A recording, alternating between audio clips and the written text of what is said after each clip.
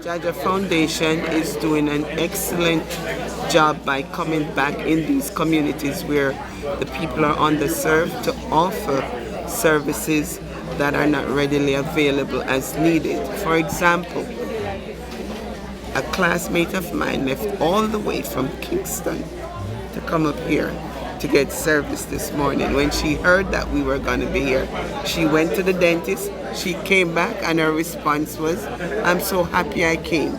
They took out both of my teeth and they were so good. They were professional. I'm so happy." Wow. That's So a success story. that goes to show that we are doing wonderful things. Just like yesterday, the man came, yes, from Fletcher's Land. He came and he said, "I thank you very much.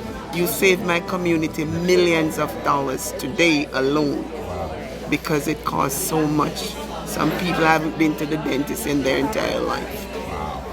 So I am so proud to be a part of this organization, and we are making strides and we continue to do wonderful things, and the people are so appreciative, and I'm happy that I'm a part of the Jamaican diaspora, most of all JAHJAH Foundation.